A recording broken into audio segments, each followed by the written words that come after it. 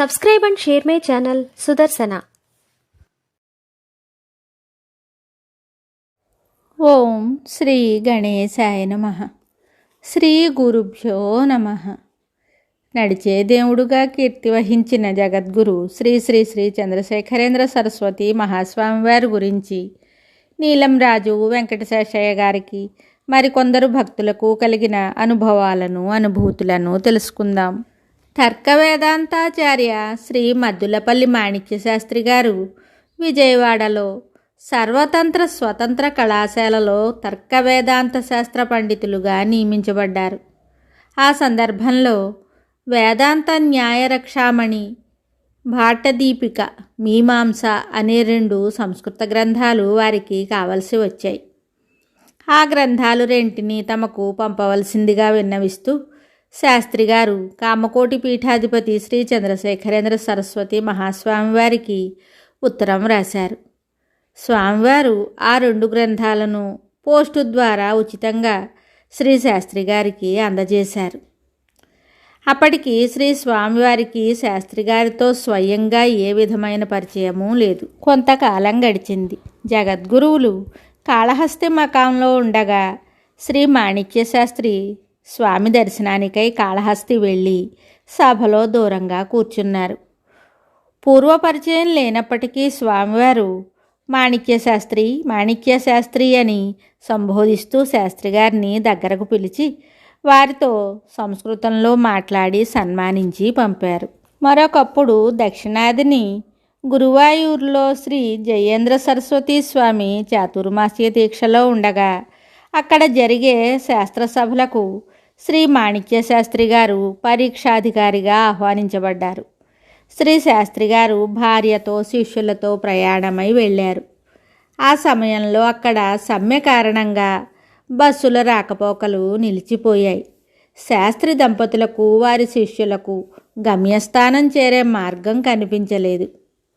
స్నానానుష్ఠాదులకు కూడా వసతి లేకుండా పోయింది. అంతటి శ్రీ శాస్త్రి గారు మనస్సులో శ్రీ చంద్రశేఖరేంద్ర సరస్వతి మహాస్వామి వారిని నిండు భక్తితో ప్రార్థించారు. ఇంతలో ఎక్కడి నుంచో ఒక బస్సు వచ్చి శ్రీ శాస్త్రి బృందం ఉన్న చోట ఆగింది. ఆ బస్సులో కొందరు పోలీసు వారు మాత్రం ఉన్నారు. బస్సు కాలడి వెళుతున్నదని, రాదల్చిన వారు బస్సులో రావచ్చునని చెప్పి శాస్త్రి ప్రభృతులను పోలీసులు బస్సులో ఎక్కించుకొని వారిని గురువాయూరులో దింపి వెళ్ళారు. మరొకసారి శ్రీ మాణిక్య శాస్త్రి గారు అనారోగ్యంతో బాధపడుతూ స్వామివారిని తరచూ స్మరించారు. శాస్త్రి గారికి స్వామి స్వప్నంలో దర్శనమిచ్చారు. స్వప్నంలో స్వామి ఆదేశించిన విధంగా శాస్త్రి గారు స్వామివారి పాదపంకజాలను తన హృదయ పుండరీకమున అనుసంధానం చేయగా శ్రీ శాస్త్రి గారికి సంపూర్ణ ఆరోగ్యం చేకూరింది. ఒకసారి గుంటూరు వాస్తవ్యులు వేదాంత శాస్త్రి పండితులు శ్రీ ఉపలూరి పున్నయ్య శాస్త్రి గారు శ్రీ స్వామివారిని సందర్శించి తమకు గల కొన్ని సందేహాలను వారిచే నివారణ చేయించుకునే ఉద్దేశంతో రైలులో ప్రయాణం చేశారు. మార్గమధ్యంలో నిద్రలో వారికి ఒక స్వప్నం వచ్చింది. ఆ స్వప్నంలో శ్రీ శాస్త్రికి స్వామి దర్శనమిచ్చి వారి సందేహాలను స్వప్నంలోనే నివారణ చేశారు. అయినా శ్రీ శాస్త్రి గారు తన ప్రయాణం సాగించి మరునాడు స్వామిని సందర్శించి తన సందేహాలను స్వామికి వినిపించారు. నేను నిన్ననే కదా నీ సందేహాలకు సమాధానం చెప్పాను అని స్వామివారు అన్నారు. శ్రీ చంద్రశేఖరేంద్ర సరస్వతి మహాస్వామి వారు నెల్లూరు మకాంలో ఉండగా ఒకనాడొక బ్రాహ్మణ స్త్రీ తీర్థం పుచ్చుకోవడానికి వచ్చింది. స్వామి ఆమె ముఖం చూసి, అమ్మా, నీవు మడిగా లేవు, మైలుపడ్డావు, ఇంటికి వెళ్ళమ్మా అన్నారు.